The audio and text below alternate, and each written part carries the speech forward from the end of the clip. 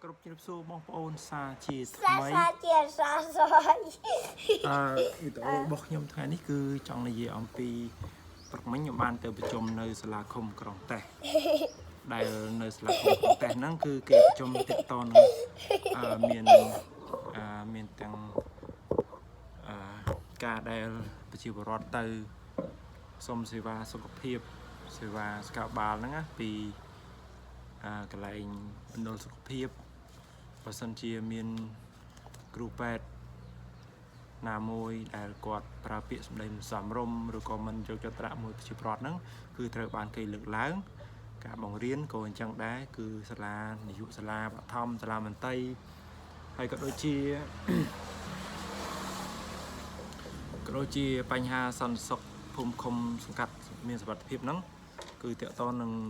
គេចូលមន់លេងបៀចាក់ប៉ោងឬក៏លេងល្បែងអីជាដើមបាទហើយក៏ដូចជាបញ្ហាគ្រឿងញៀនផងដែរអញ្ចឹងក្នុងនោះអ្នកដែលចូលរួមហ្នឹងគឺមានមេប៉ោះនៅឃុំហ្នឹងណាបាទហើយមាននាយកសាលានៅក្នុងឃុំគាត់ហ្នឹងហើយនឹងមានសាលាមន្ត្រី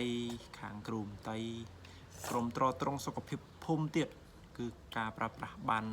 ក្រីក្រឬក៏បានសមត្ថៈអីជាដើមហ្នឹងគឺ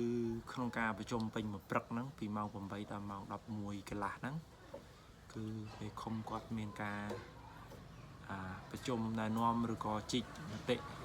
ត្រឡប់វិលទៅវិញទៅមកហើយក្នុងហ្នឹងក៏គេមានធ្វើកំណត់ហេតុដែរដើម្បីផ្ទៀងផ្ទាត់ថាប្រជុំហ្នឹងបានលទ្ធផលអីហើយមានមតិចូលរួមពីអ្នកណាខ្លះអញ្ចឹងណាអញ្ចឹងចំណែកឯខាងខេត្តអត់មានការចូលរួមទេព្រោះអត់ត្រូវទូនាទីហើយចំពោះស្រុកគឺមានប្រធានកកសកស្រុកហើយនឹងអនុប្រធានអចិន្ត្រៃយ៍អនុប្រធានកកសកគាត់ត្រូវមកដែរហើយនឹងសមាជិកតែសារអនុប្រធានគាត់ដកលវលអញ្ចឹងអនុប្រធានអចិន្ត្រៃយ៍ហ្នឹងគឺជាប្រធានការិយាល័យសង្គមកិច្ចនិងសង្គមលភាពហ្នឹងជាអ្នកចូលរួមហើយនឹងមានសមាជិកកកសកជាអ្នកចូលរួមហើយនឹងផ្ដល់មតិផ្ដល់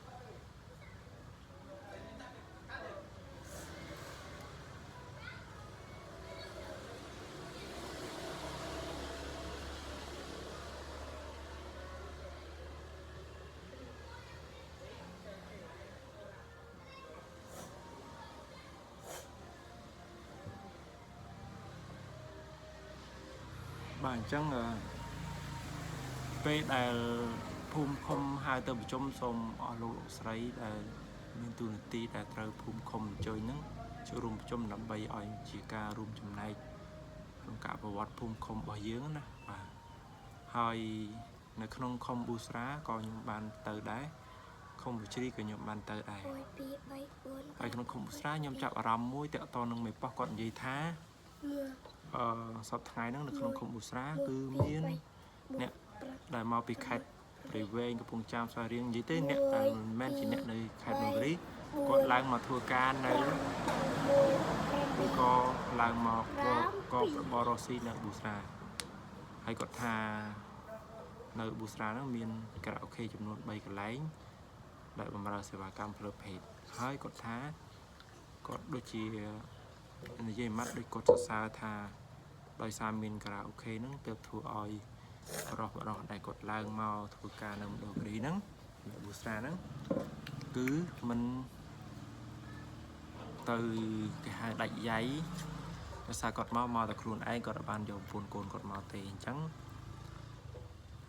គាត់បកស្វឹងអីចឹងគាត់ចូលការ៉ាអូខេវាកាត់បន្ថយការរំលោភនៅក្នុងឃុំអានេះជាការលើកឡើងរបស់គាត់ប៉ុន្តែ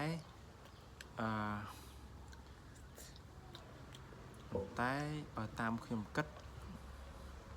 រឿងនោះគឺជារឿងដែលអ្នកឧទាហរណ៍ថាប៉ុន្តែគាត់បានប្រាប់ដែរគាត់បានប្រាប់ថាសូមស្រីបងប្អូនជាពលរដ្ឋដែលជាស្រីឬក៏ក្មេងស្រីកុំទៅចំការម្នាក់ឯងយប់លប់ក៏ខ្លាចមានករណីចាប់រំលោភអីចឹងណាបាទកន្លែងហ្នឹងជាត្រឹមត្រូវប៉ុន្តែដែលគាត់ថា សរសើរឲ្យមានកន្លែងខារ៉ាអូខេច្រើនហ្នឹងខ្ញុំដូចជាមិនយកស្រប Rồi ទេ một bữa tay ដោយសារអីការដែលមានខារ៉ាអូខេក៏វាអាចជា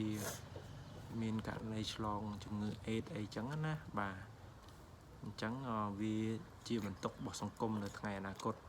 តើតើនឹងការចាប់រំលោភអីហ្នឹងគឺតើតើនឹងការយល់ដឹងរបស់ប្រជាពលរដ្ឋប្រុសដែលគាត់ទៅរំលោភគេជាស្រីហ្នឹងបាទអានេះគឺយើងត្រូវការអប់រំពួកគាត់ប៉ុន្តែបើយើងសរសើរថាមានកន្លែងខារ៉ាអូខេកាន់តែច្រើនកាត់បន្ថយការរំលោភដូចជាមិនមាន Mùi bì គេឲ្យលើកទឹកចិត្តអញ្ចឹងទេបាទហ្នឹងហើយវីដេអូរបស់ខ្ញុំថ្ងៃនេះគឺមានតែប៉ុណ្្នឹងគឺបទពិសោធន៍ឬក៏ចំណេះដឹងដែលខ្ញុំបានជួបប្រទេសក្នុងមួយថ្ងៃនេះខ្ញុំនឹងថតវីដេអូថ្ងៃស្អែកទៀតខ្ញុំនឹងថតវីដេអូមួយទៀតជូនបាទសូមអរគុណសូមជម្រាបលា